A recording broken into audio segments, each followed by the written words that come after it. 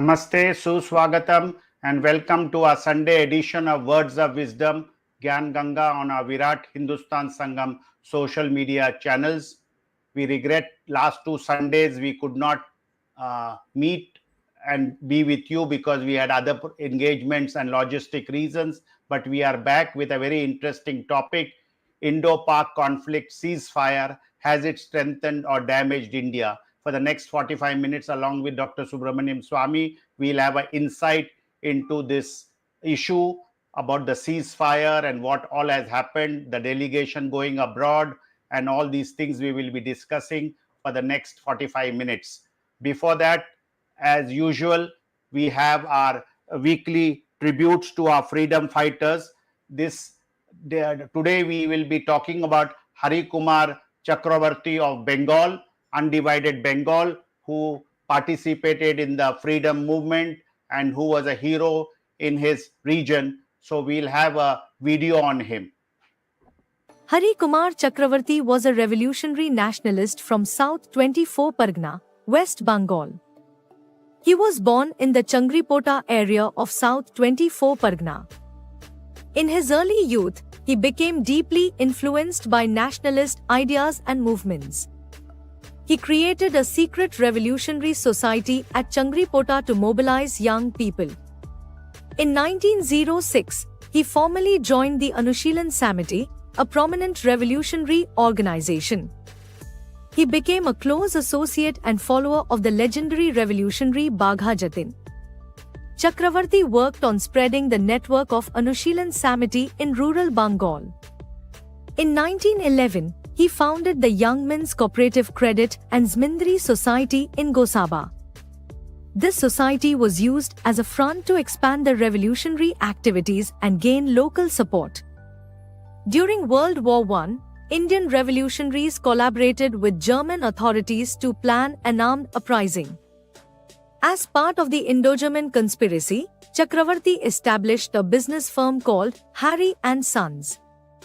The firm was a cover to communicate with Germany and coordinate arms procurement for revolutionaries. The British authorities eventually uncovered the plot before it could be executed. Chakravarti was arrested in connection with the conspiracy. He spent a significant period in jail due to his revolutionary activities. After his release from prison, he joined the Indian National Congress. He chose to continue his fight for independence through democratic and political means. He focused on grassroots organization and mass mobilization to further the cause of freedom. His role in awakening the people of South 24 Pargana through nationalist ideology was notable. Though not widely known, his contribution was vital in laying the foundation of the freedom struggle in Bengal. We'll have a slide in Hindi and English on this great freedom fighter.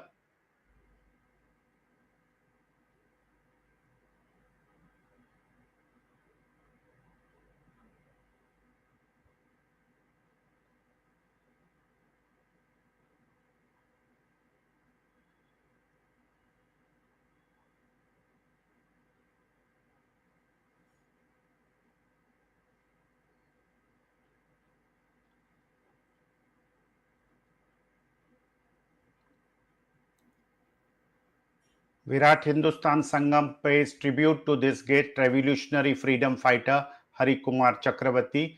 With these words, it is over to Dr. Subramanian Swami to initiate today's discussion on the Indo-Pak conflict ceasefire and whether it has strengthened India or has it damaged India. We'll be hearing from Dr. Swami. Over to Dr. Swami. Thank you, Jagdish. I would like to say that there seems to be some flaw in our strategic thinking, that we, not only in this particular case, we have sort of fizzled out our progress that we are making in driving Pakistan on its rear guard, and it looked as if we were winning. But it suddenly was stopped with a with a joint meeting on the auspices of the Americans, particularly the President of United States, and everything is now back to status quo. There's no explanation for this. So to claim that we have won is like Pakistan, which is also claiming that they have won. It is not enough.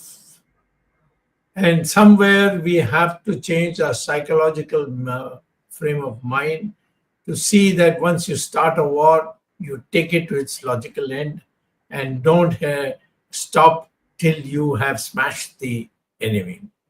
I'll give you examples from the past where this disease has been there in our thinking. The first one was the 1947 Kashmir issue, and there we had reached what is now part of Pakistan's held Kashmir. We had reached Muzaffarabad, and we were on to take the whole of Kashmir into our hands. And at that time, Jawaharlal Nehru, without informing Sardar Patel or anybody else, went straight to the United Nations to seek for a peaceful settlement through the United Nations, saying that peace is our heritage and so on. Now, Jawaharlal Nehru should have been questioned by the parliament, but at that stage, nobody did. And Kashmir then became a permanent cancer in our society. After all, when you were in a position when your troops had in fact gone to Azad Kashmir, so-called Azad Kashmir, and they would have taken over the whole of Kashmir if they were allowed to continue another 1 week. But instead, Jawaharlal Nehru, perhaps under the influence of Sheikh Abdullah, went running to the United Nations. And the United Nations, there also, he didn't file the petition of India on aggression by Pakistan, but he said the dispute. And that made Pakistan an equal partner with India. Nobody has done this analysis. Nobody reads it. It's not there in any of the school curriculum. And I would like to see that our people now go back and find out what did Jawaharlal Nehru do? What kind of betrayal that he did, where we were winning in Kashmir, of taking over the whole of Kashmir, and he brought it to a dead end and made it as a dispute between India and Pakistan. Now I'm coming to that, that we are now in the same situation. But let me give you another example. Indira Gandhi, everybody praises her that she broke Pakistan into two. She did not break Pakistan into two. All that happened is that Indira Gandhi asked Manik Shah to call the units in Bangladesh, what was East Pakistan, and tell them to stop the war. And the man who was there was an Indian Jew. He refused to listen to it. And he took the army into Dhaka and took it over. And he was subject to court-martial. It's all not made public at all. The general was a person who fought for the country, and whatever Bangladesh was created was by him. Actually, if you had left it to Mrs. Indira Gandhi, who gave directions to Sam Manekshaw, then there would have been no Bangladesh. That's the correct history. But where is it available in the records?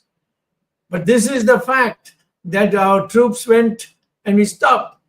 Earlier on in 1947, our troops had gone to Muzaffarabad. And Jawaharlal Nehru went to the United Nations and filed a petition, not as aggression by Pakistan, but as a dispute between India and Pakistan, which was the United Nations had to settle. But the United Nations never settled it because there was nothing. Every time there was a meeting, both sides squawked at each other, and then it was adjourned, and that's how it is gone. And still the same thing. What Jawaharlal Nehru brought to the United Nations is still there in the records. It has not been finalized. So why? Because Jawaharlal Nehru, instead of saying that Pakistan is aggressed on us, this is a area that is Kashmir. The Raja gave a written agreement that he is merging Kashmir into Jammu and Kashmir into India. He had the authority. We had, in fact, merged about 440 Rajas, their kingdoms into India. Otherwise, there would have been no India today. This is Sardar Patel's work. Sardar Patel did the same thing for Kashmir. But Jawaharlal Nehru said, this is my ancestral home, let me handle it. And he made a complete mess, whether deliberately or in order to win some prize from the Western world. I don't know. Or maybe Edwina Mountbatten had a lot of influence on Jawaharlal Nehru those days. Maybe she persuaded him. But we did not do. We stopped when we were winning, we stopped in Kashmir. So there's an example. Indira Gandhi also, as I already told you, for all the great things people speak about, she did not want Dhaka to be taken over. She instructed, and it is there in writing. I've seen it when I was a minister. It is there in writing. She is directing Manik Shah to direct the forces which were then in East Pakistan, which now we call as Bangladesh, and said, stop the war, don't complete it. And the general who was a Jewish name, his name is, I don't remember immediately, but he then himself went through, he was subject to court-martial, and finally they were not able to prove that he was instructed not to proceed further. General Jacob. General Jacob, correct. General Jacob, absolutely correct. General Jacob, when he was court-martialed, he gave this explanation. I received no instructions because there was no electricity. So nothing came to me which said, don't take over Dhaka. And therefore, I took over Dhaka in no fault of mine. And so he was exonerated, but he was never honored by Indira Gandhi's people. The first honor came when the BJP, when Morarji Desai's government, the Khichdi came to power. That is the first time we gave him, he got his honor. And so this disease that is affecting our leaders is something that we have to ponder over today. It's not enough to say this happened, that happened, this didn't happen, this is what is this malady? So similarly, I would say that today Mr. Modi has done exactly the same. If you are winning, why did you have a halt? Why did you agree to the Americans when they said no further? You should have said these people have attacked us. They killed 26 people in broad daylight and in the front of their wives. We cannot bear this. So we have to do something which will make the people of India feel that we are a nation with guts. But he didn't also. He had if you are winning, they were saying, oh, no, we won. Then why did you agree to the Americans when they said let there be a halt? And we agreed. So we said, yes, we'll halt. We didn't. Today, are we in possession of any part of Pakistan? No. Narendra Modi has cheated India by saying we have won. We have not won. We just ended up in a stalemate in which Pakistan has now got a lot of support from Bangladesh, from China, from those Muslim countries in the western side. All these people are now helping Pakistan to meet with India's challenge later on, if it ever happens. Therefore, I would say today, what we have to say is that it's no use claiming victory, because what victory have we claimed? So many of our 5 planes were shot down by Pakistan. Do we admit to it? No. Well, did anyone die? We don't know. Maybe not. Maybe only the planes and the others floated down parachutes. I do not know.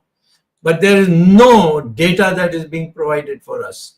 Today, I'll say that what happened between India and Pakistan recently was not a victory for India. It was a betrayal of the Indian people. It was a betrayal of the hopes of the women whose husbands were killed in their presence. You have still not caught them.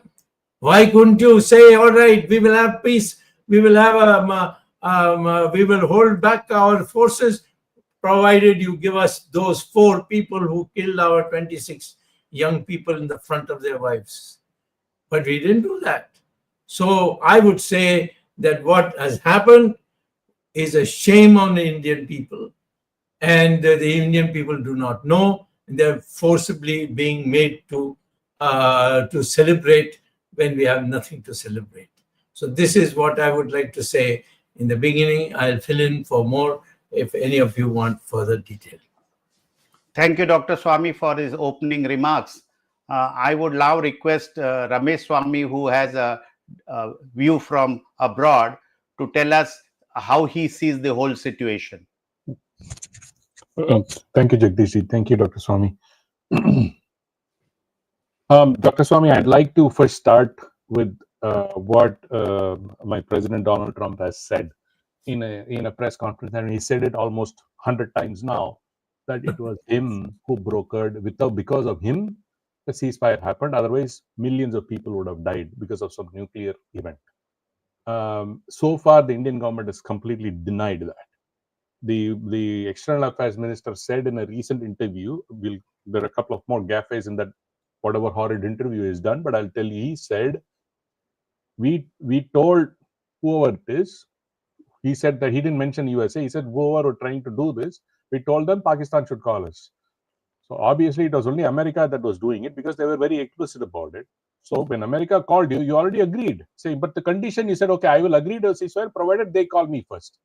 So saying that America is not involved, or denying that America was not involved, is very stupid in the first order, Dr. Swamy, at the end of the day, which basically means they already agreed to a ceasefire, but only put a condition that Pakistan should call it first. And obviously Pakistan, even with a 3-day attack, the armed forces of India had inflicted significant damages, kudos to them, that they don't have any option but to surrender. Then Modi issues a statement saying, oh no, we will not do this in the future, but even if it's a nuclear threat. Then why did you even accept it in the first place, Dr. Swamy? If you had given the armed forces another 3 days, another week, we could have, as you said in your tweets, and you said even in your beginning statement, we could have completely destroyed their capabilities. And by this ceasefire, India grabbed defeat from the jaws of victory. They completely undid whatever efforts our brave armed forces of India had inflicted on Pakistan, destroyed so many air bases. They made them inoperable. We could have gone a little bit more deeper and completely wiped them out. Now what? You've just beaten a snake. Instead of killing it, now you just leave it. There is a proverb in Tamil, Dr. Swamy, that you should not leave a snake, beaten up. It's basically, the thing is, it will come back and bite you. It will come back to bite you. Instead of finishing off what the upper hand this India had, we agreed to a ceasefire.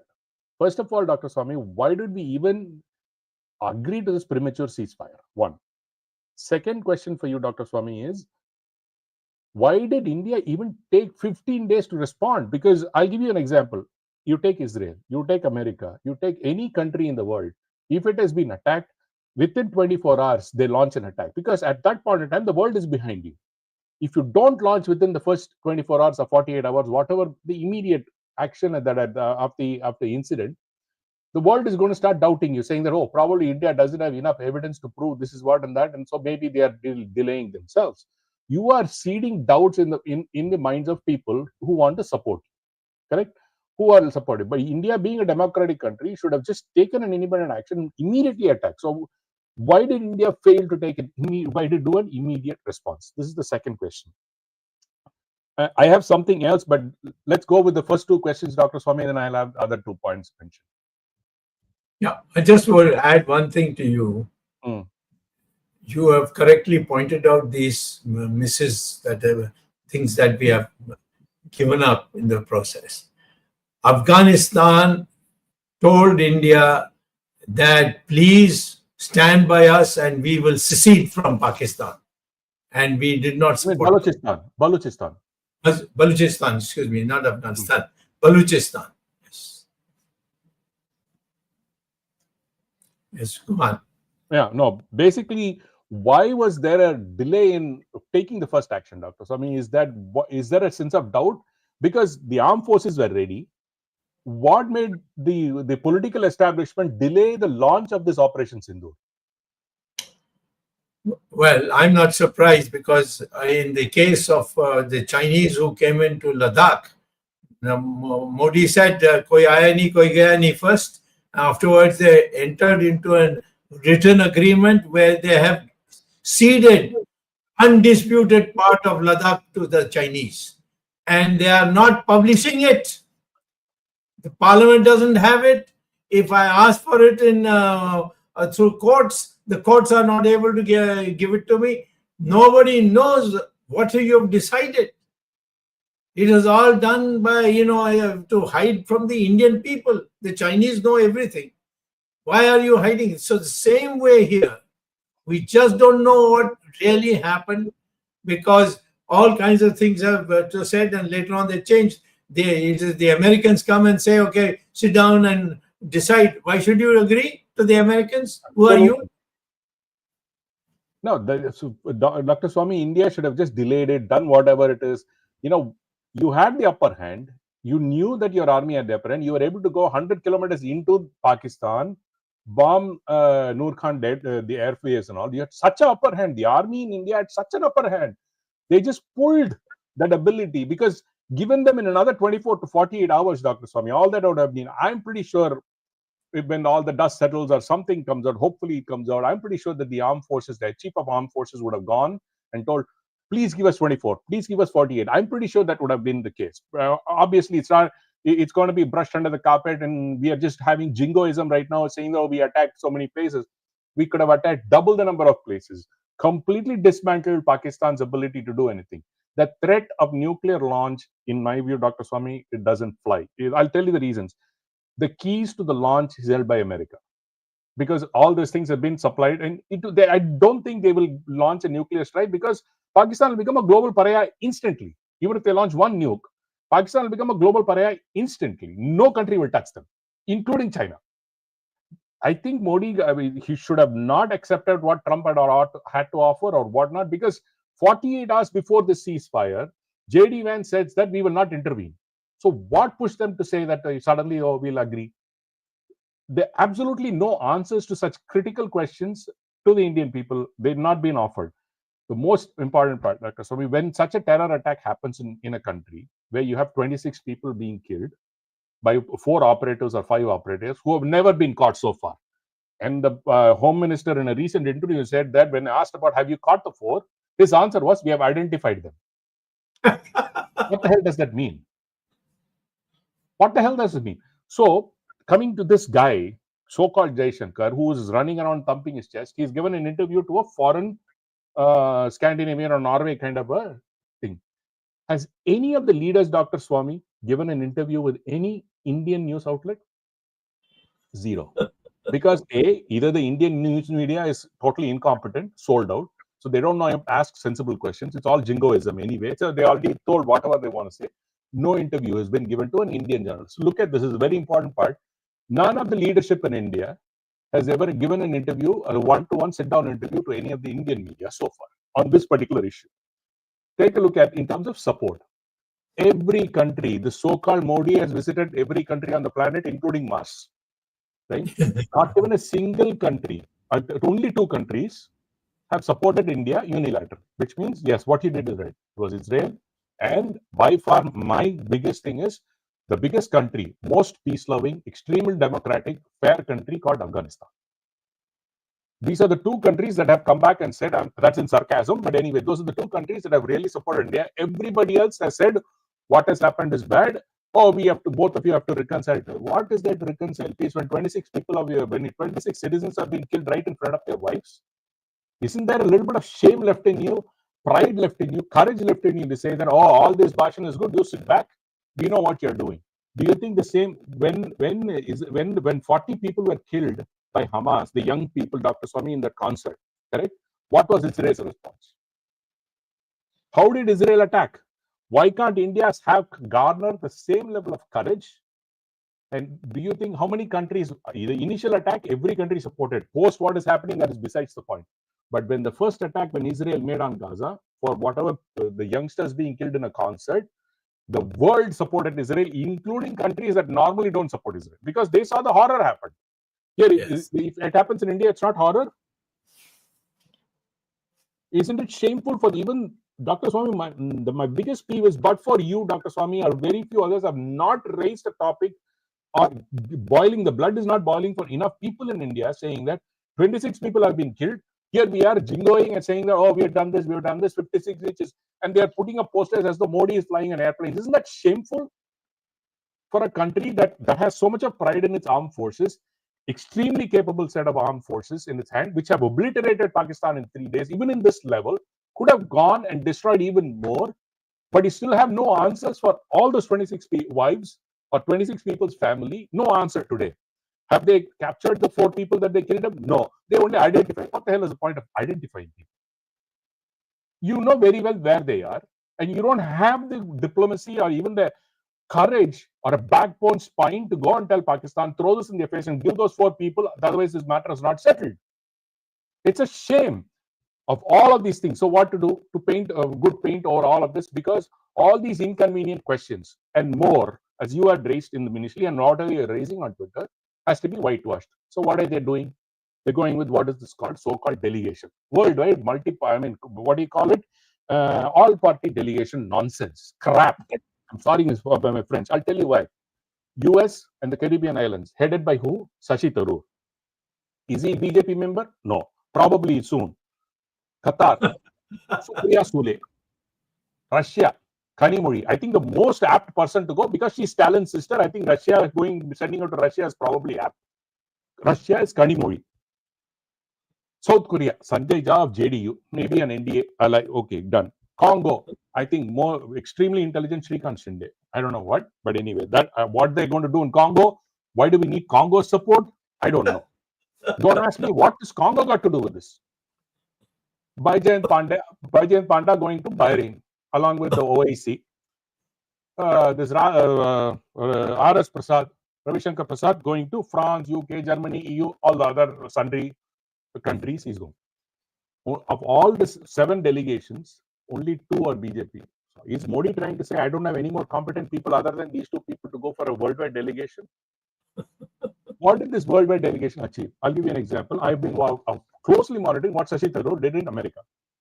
He did a press conference in the US consulate in New York, in the Indian consulate in New York.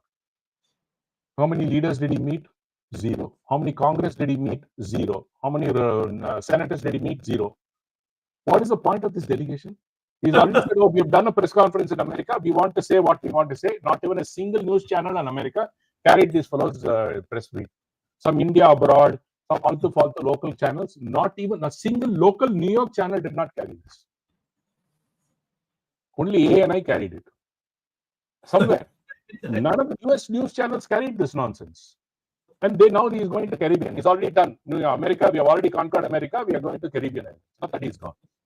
The same nonsense. The Kanimori went to Russia. They had some 5 news outlets come. They did a thing, and she's now flown to Serbia. Serbia? Dr. Swami, I don't get why this delegation is doing what it's doing, Dr. Swami, first of all. And is Modi trying to say we have so incompetent of 240 MPs, we just have only 2 people who can talk and the rest to 238 are idiots? I just don't get this logic also. What are these guys doing? So, my view, Dr. Swami, is there a significant failure? I mean, it's not even a question, but the answer is very obvious in terms of the foreign policy. It is a disaster. I don't want to ask you that question because it is obvious to everybody that it's a disaster that the foreign policy has completely failed. The so-called Modi running between one country after another, getting one medal, award, what is it of use? When the terror attack happened, Modi was in Qatar.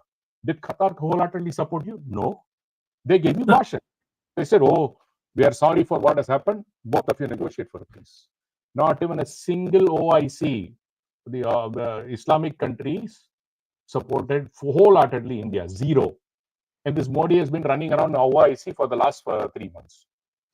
That's all I wanted. Because at the end of the day, Dr. Swami, I was born in India. I spent half my life in India. Okay, my heart beats for what happens to the citizens of India. But it is a shameful incident, Dr. Swami, that India having, in spite of beginning the attack 15 days later, the Indian armed forces did a phenomenal job. And then again, you still throttle them. Is it shame, Dr. Swami? I just want to leave it at that.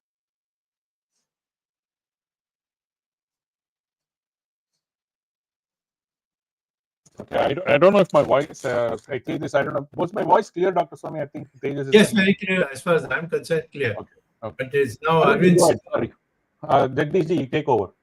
That's my rant. आप अगला सवाल या आपकी जो views है आप हिंदी में जरा हमारे दर्शकों के लिए हिंदी में पूछिए। जरूर। सबसे पहले तो मैं जो आज का हमारा टॉपिक है, विषय है, उसके बारे में 1-2 लाइन कहना चाहता हूं। After the Indo-Pak conflict has it strengthened और डैमेज्ड इंडिया। इसमें 2 अलग-अलग पक्ष हैं। एक पक्ष है जिसमें भारत की छवि सुधरी है, अच्छी हुई है, भारत एक मजबूत राष्ट्र के रूप में बाहर निकला है, वो है आर्मी, नेवी और एयरफोर्स। अगर भारत की सेनाओं की बात करें तो पूरे विश्व में भारत की सेनाओं ने अपनी छवि एक प्रस्तुत की है कि अगर कोई दुश्मन हमारे सामने होगा और यदि हमें छूट मिलेगी तो हम दुश्मन को गर्दन से पकड़कर उसको मरोड़ देंगे। ये भारतीय सेना की छवि बनी है।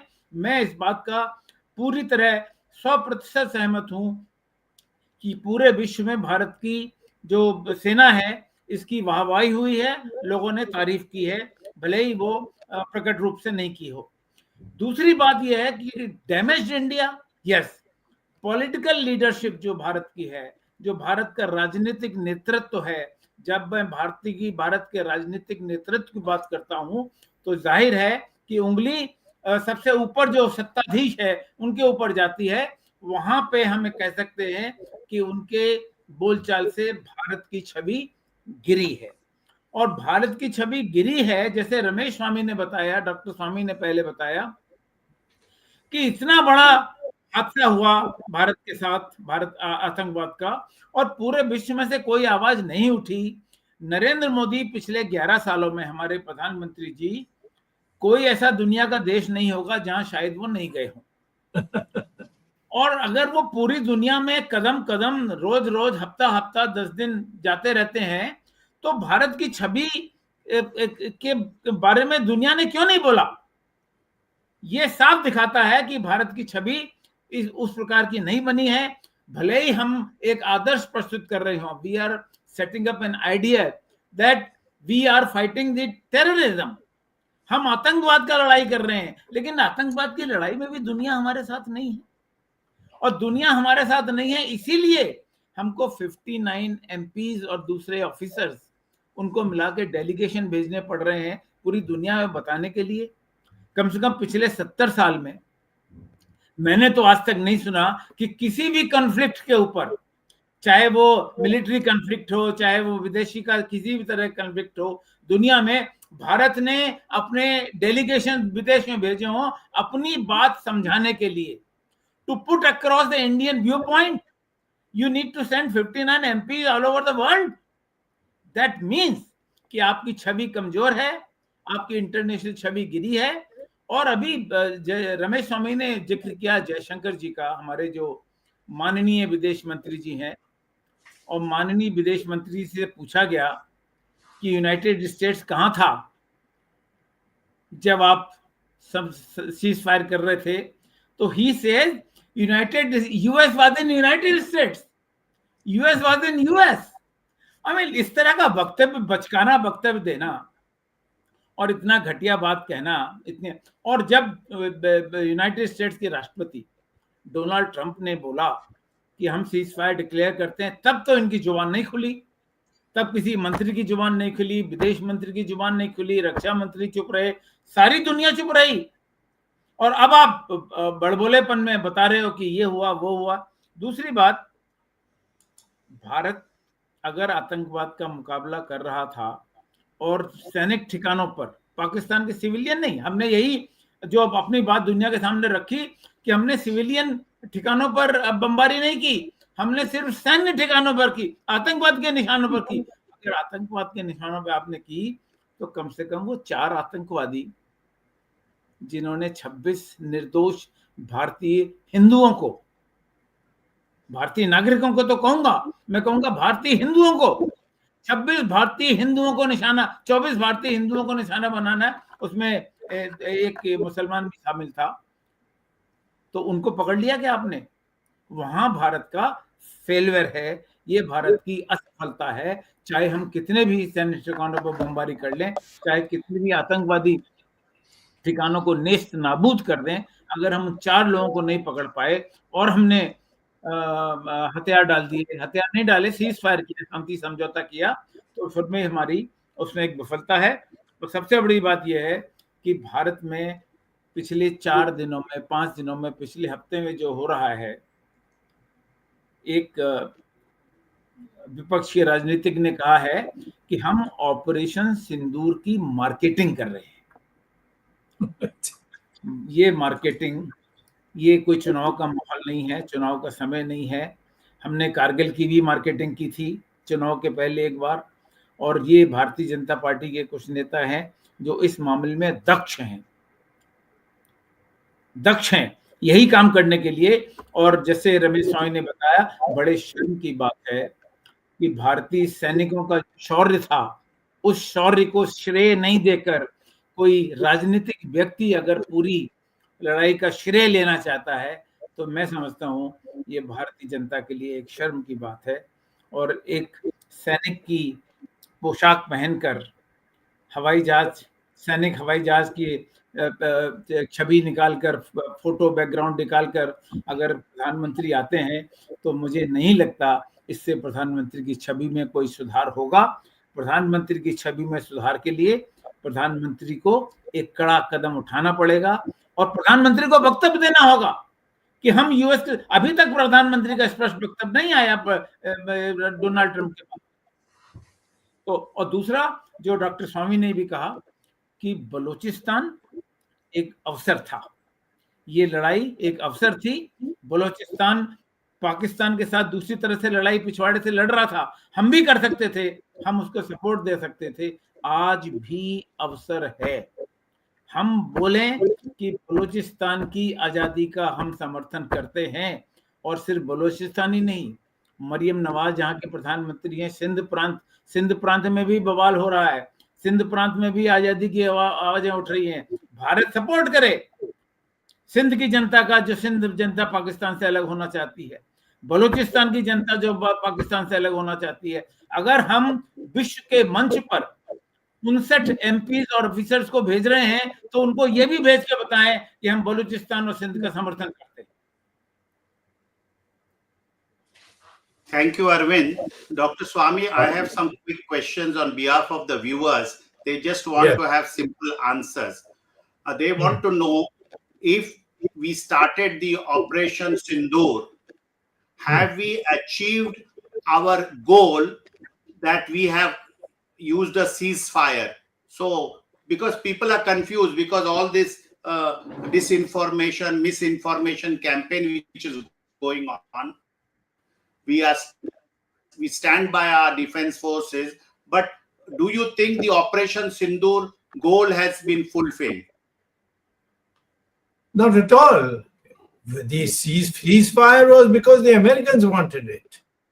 And this man appears to be, every time I've seen him, he seems to crumble before the Americans, particularly the present leadership in America. What is the explanation? Let them give it is Trump who's openly said, but for me, there would have been no ceasefire. I made it clear that they will have to have a ceasefire. So, therefore, there is no doubt. Here, the Narendra Modi was dictated to by the Americans, and he fell for that because he has no guts to stand up to the Americans, and for a variety of reasons, which it's not appropriate for me to bring it out here just now, because it's a very large story. So, therefore, I would say it is Modi who has to explain why did he do in prematurely this holding up of the military action. What was the urgency? He has to explain, but nobody is explaining.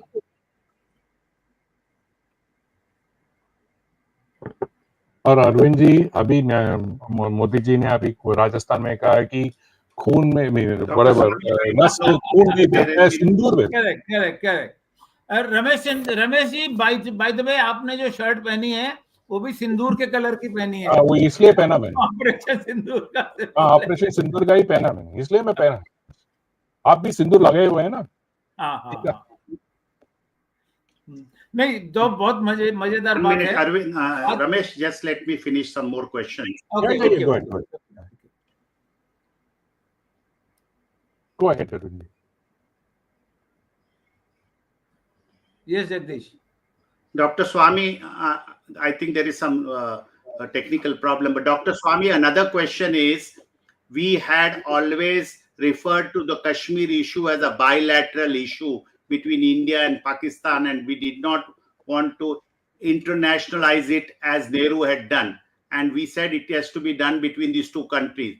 By referring to Kashmir issue by Donald Trump and now people talking about it, have we done a disservice for this cause by making the issue multilateral or international on Kashmir? Yeah, Kashmir is not even bilateral because it is, according to what was decided in 1947, if a Raja or if it's or any other group, princely state, if they give it in writing that they are merging with India, then that is final. And therefore, 430 Rajas signed for India, Rajas and Ranis, wherever their queens were in office, they all signed that they want to be part of India, and that's how they became part of India. So where is the question? Kashmir was run by a Hindu Raja, and he gave it in writing that I am merging Kashmir with India. And so there's no question of any bilateral anything. Pakistan has no basis there. If you say no, the Pakistan still has a basis, then all of Pakistan can be questioned by us. So this is the historical fact which Jawaharlal Nehru and others never allowed it to be known to the public. And I challenge anybody to say that what I said is not correct. So therefore, as far as Kashmir is concerned, it is merged with India on the signature of the Raja, and that is final. Thank you, Dr. Swamy. Another quick question, Dr. Swamy. That we have now agreed for a ceasefire, and we have not yet taken action against those killers who came to Pahalgam and killed our innocent Hindus in front of their wives. What you think, according to you, should have been done once we had started Operation Sindoor? In your view, what should have been done when there was this call for ceasefire and that we had started this Operation Sindoor? What would have done differently? Well, first of all, I don't believe in this kind of putting the action into cold storage, which we have done. But let me say that if you had to do it, you should have said, first hand over to us those 4 people who killed those 26 men in front of their wives. Hand them over, then only there will be ceasefire. Otherwise, our army will continue to go on occupying more and more of Pakistan. Thank you. Another quick question, Dr. Swamy. Our viewers want to know that India and Pakistan are both nuclear states. Yes. This ghost of nuclear state, how would one handle it? Both are nuclear. People are frightening that we destroyed their nuclear or they would have nuked us and all these type of things. Because this is some of the ground realities. People are confused. They want to know what is this question on nuclear state or nuclear options between the two countries. There's nothing that is secret here. Both countries have signed in the United Nations that they will not be the first users for their nuclear weapons. So the matter is over. Pakistan cannot be an initiator of the use of nuclear weapons because that's a United Nations matter. And if indeed they do, of course, then the whole of the world will have to move in to finish Pakistan for doing so. And I can tell you, in fact, Pakistan's armory is not enough for wiping out India. We would finish off Pakistan completely if such a thing was done, even on a one-to-one basis. But I'm saying that it is a commitment of both India and Pakistan that we will not be the first users of nuclear weapons. Thank you. Another question, Yeah, Dr. Swamy. I have one question. 1 minute, Arvind, let me finish. Let me finish. This not more questions than comment. Dr. Swamy, India and Israel have good relations. Israel has always stood by India, although India has not supported everything in favor of Israel in the United Nations and other forums. The question is, Israel also had a very 2 years ago, a very bad experience with terrorists attacking them in the fateful day of October. And same thing happened in Pahalgam. What inspirations would one take how Israel has handled the situation and how India has handled the situation? It has got to do with the nature of the leader. If Mr. Modi has got butterflies in his stomach, then no use saying what should have been his policy on nuclear weapons. The man is probably totally frightened about it. So we have to now understand that it's not enough that somebody should become your prime minister without ascertaining that he's got nerves of steel. If he doesn't have nerves of steel, doesn't matter how great he is or how effective he is in managing the people of India, that's not enough. We should make it as a way. In America, it is that way. The moment any leader becomes weak, they all shoo him out. And the same thing with Israel. And we should also now say that Modi has betrayed us and therefore he should go. And there are powerful forces in our country which run the BJP, and they should be asked to send Modi out for failure to take adequate action against the people who have caused so much pain to our people. Jagdish, you want to take this? Jagdish? Dr. Swami, yes, this question which is displayed that Trump is using the card of trade and all that. What is this impact? Please have that this thing displayed, Oh, sorry. please. This is the One question second. which a lot of viewers. I'll do it. Okay. Wait. You want me to answer it or this? Yes, you can answer Yeah. this question. No, see, these are things which happen. If there is something that some material that you need, and the one country doesn't give it because you have gone to war, then there are other methods to obtain it without having to go through a market. It is just a unnecessary bogey. When a war takes place and you are ready to pay for what you need, you will always get it either directly or indirectly. So that this should not be made as a basis for whether we should surrender, keep quiet, or not take active action. Because these are things in history. It is very clear in history that no country has been stopped because somebody cut off. Unless the relationship between the two countries is so large, one is so large and one is so small, then yes, possible. But India is not a small country compared to Pakistan. So I have one question for you. Yeah. This so-called water treaty, right? The water treaty very clearly says if there is a significant violation of the so-called peace or whatever to maintain stability, this treaty doesn't. So why is India still holding it up? There is a question out there. Why should we hold it in abeyance and just say we need to renegotiate it and cancel the treaty, Dr. Swamy? Is that possible? Of course it is possible. There is no treaty which is binding for you for life. These are conditions. When the conditions have changed, you make it out that this is the change in conditions. Now, therefore, let us renegotiate if you want the water from us.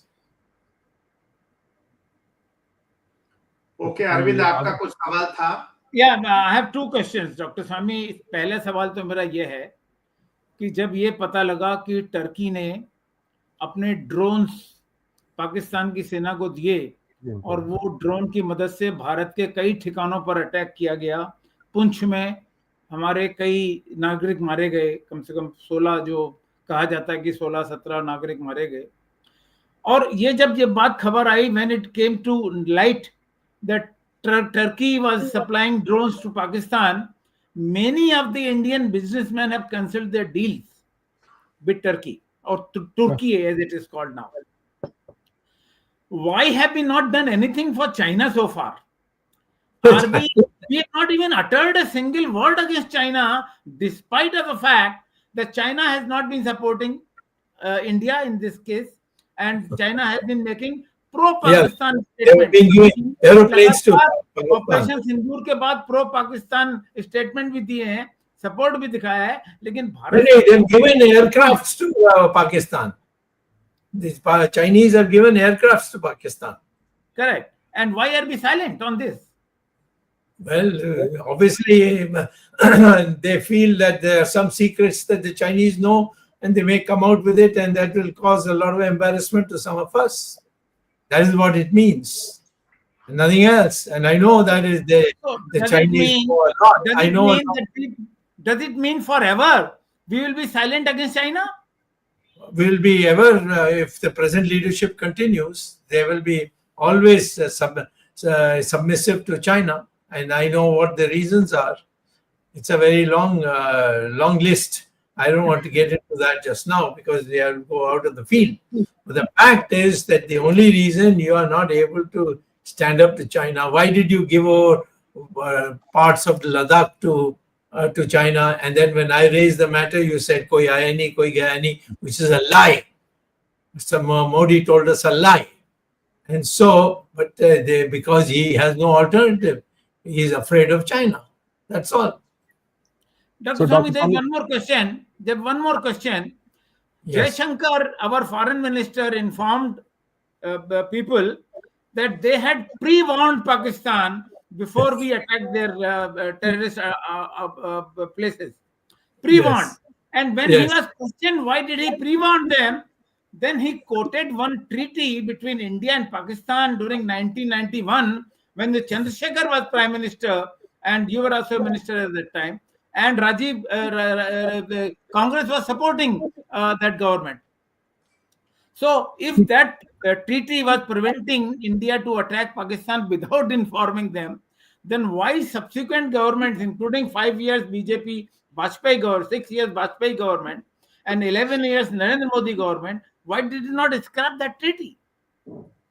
What treaty did Chandrasekhar have that that they are using? They say if our army takes any action, we'll have to inform each other. And if our navy ships cannot come closer to 6 kilometers or something. So there is some written agreement between India and Pakistan. Have you seen it? No, that's what the Jaishankar has quoted. I don't believe Jaishankar. He's a liar. Ask him to produce the document. After all, I was a minister there. I would have known. And of course, there was no situation where there was a war-like situation when Chandrasekhar was Prime Minister. But this kind of thing, Chandrasekhar signed, I would have definitely known about it. And it's not possible at all. The man is bluffed. He's a liar. We know that. He has been lying on so many things. I can tell you about 20 lies that he has uttered in these last 10 years. So therefore, don't go by just because he says it must be God's truth. Ask him to produce the documents. Dr. Swami, one very pertinent question. This is actually a very important question. Yes. The so-called Jaishankar, who's supposed to be a great laser-eyed vision and all those guys, I mean, the memes that come out saying that he's such a brave, why is he not garnered even one country that is a neighbor of India to support India? Forget Pakistan and China, that is gone.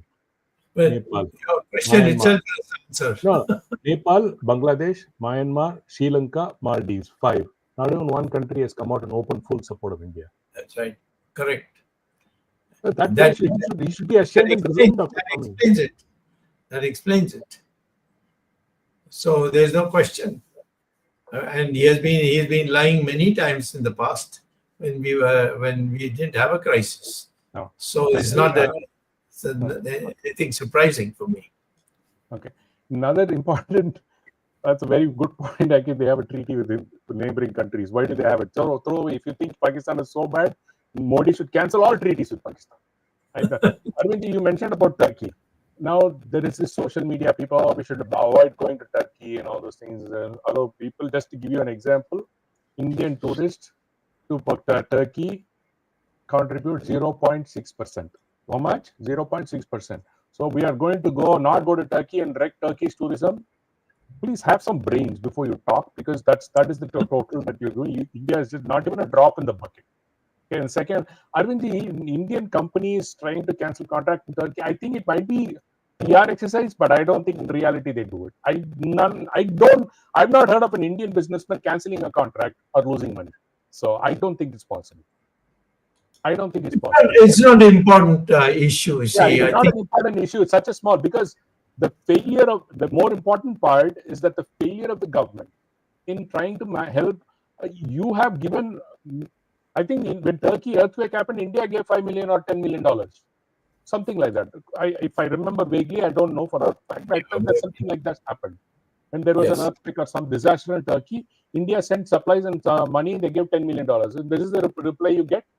You rightly brought it out, Arvindji, because Turkey is flying drones in Pakistan operated by Turkish people, Turkish military personnel.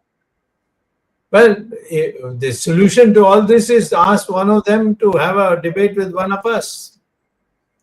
Why would they, Dr. Swami, when they don't have the guts to even face their own media people who are totally sold out? They don't want to do that. Why do you think Dr. Swami, the delegation that you're sending clearly shows that all Modi has is yes men and yes women in his cabinet, because he has made everybody a complete fool in his cabinet, because he says, I don't have any intelligent people to go out in the world to talk to anybody, so I'm sending 2 people who can talk English. The remaining 5 people you send from other party, all party delegation you send, but none of them have any authority to speak on behalf of the government. Because you just go out there, meet some press people, and what is the, as one very important viewer, one of the viewers asked, what is the purpose of this delegation? Just to shut the mouth of the opposition. Shashi Tharoor can always Of all people, Shashi Tharoor, he can advise on how to get rid of your wife if she's a nuisance. Shashi Tharoor of all people, Dr. Swami, who abused Modi, the choicest term in English dictionary. I mean, he's very good at the English dictionary, so he has thrown every possible word of abuse that he can do on Modi, but Modi says he's going to join BJP. I'm pretty sure about that. In a matter of time, he'll be joining BJP. He'll be made even. I won't be surprised if he's made MEA. Some of the Bhakts are also saying that he's a better MEA than Jaishankar. That is the level of degeneracy that this party is going towards. That is a subject matter for the RSS, not for any of us. Dr. Swami, too much of emotion, because I mean, somebody just said, "Oh, I'm just too emotional." I said, "Boss, at least I'm not even being an Indian citizen is very emotional about you losing 26 people. Okay, have some shame, grow some spine, and be outraged yourself, because you should be ashamed that you lost 26 people, and you're not asking your government enough pertinent questions. You should be ashamed of not asking these questions instead of just doing." As we say in Tamil, Jalra, and just tom-tomming whatever the country, your prime minister is lying to you. Shame. Not only 26, but they were killed in presence of their wives. Yeah, you should be. Any cruelty than that? Those cowards, they should be skinned alive. You see, when you catch them. Yeah, but they're not going to catch them, Dr. Swami. The answer is very clear. No, there's no way. I'm not saying that Mr. Modi is going to capture them. Obviously not. Does he care for women's honor? I doubt it. I know many. A single family, Dr. Swami. He has not lived to that moral stand. I'm saying that we as an Indian, if we want, we have to make sure that those who kill these people not only kill them, but they did it in front of their husbands. Yes. How can we tolerate that? Absolutely. And Modi did not meet any of these people without family so far. Why? All the 26 families, why did Modi not meet them so far? Yeah, those are understandable. In the case of Mr. Modi, he is a coward of the first order. I think Arvind, it is about his power. Ask me why am I emotional? Yeah. Yes, Jagdish. Arvind, it is more than an hour. We have to wind up. But one last question to Dr. Swami. Dr. Swami, our Prime Minister Narendra Modi in the last 11 years has done maximum number of trips to all countries. And 85. 85. 85, and has spent a large amount of money on public relation, Modi. All those RTI questions are coming out, and the expenditures incurred are huge. I want to know, after all this investment on travel, drama, show, and all these things, have we got good returns on the money invested in our foreign policy? Obviously not. The results are there for you to see. If nobody is ready to stand up for you against Pakistan, name one country which stood. Perhaps Afghanistan might have stood up with you. But nobody else has stood up with it. Israel, of course, is understandable. They will stand with us. But take these two out. Not a single country has stood up with us. What does that indicate? That your leadership is napumsak? Thank you, Dr. Swami. Over to Arvind Chaturvedi. Thank you, Dr. Swami. But before Arvind, one second, Arvind, 1 second. As Dr. Swami again complete once before we mention, during this attack, India should have split Pakistan into 4. I think Swami has repeated many times. Again, an opportunity lost. I just wanted to mention that. Yeah, correct. That is a very important part, that they again another failure of this government. Go ahead. Before I conclude, let me also say or share with people what two BJP leaders have said about the Operation Sindoor and the incidents thereafter. One MP from Haryana, Rajya Sabha MP elected from Haryana, Ramchandra Jangra, he has said those women whose husbands were killed, they were weak, they surrendered with folded hands. They should have been like Ahilyabai and Rani Jhansi, and they should have fought the terrorists there. It is a shameful statement, and we condemn this statement, blaming the women rather than showing your heroic. You are blaming the women who are the victims. And the second minister of Rajasthan, he said to one of the army officers, who happens to be a Muslim lady, that she is as the sister of the terrorists. This was another shameful statement made by that minister. We demand that minister should have been sacked. Though the court also ordered an FIR against that minister, but right now the minister still enjoys the status of being a minister in the Rajasthan cabinet. He should be sacked. This is the viewpoint of BJP people, and they talk about patriotism, they talk about nationalism, and they talk about pride. Shame on them. Thank you, Dr. Swamy. This was such an important topic. This is Modi's selection of those types of BJP people. Types of people. And we have covered people in the BJP who are making such statements and blaming, not blaming the terrorists, but blaming our women, that why they were silent and why they were folding hands when their husbands were being killed.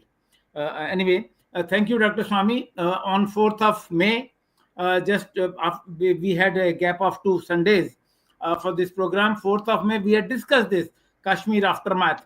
And at that time, we had also said that Modi should act. Thank God, Modi acted. But maybe it was not sufficient. When Modi stopped, he should have gone ahead and given the army the free hand to actually capture Karachi, Rawalpindi, and Lahore, and of course freed Balochistan. So this is the topic. We have a very important topic today to discuss the implications of Indo-Pak conflict. Thank you, Dr. Swamy.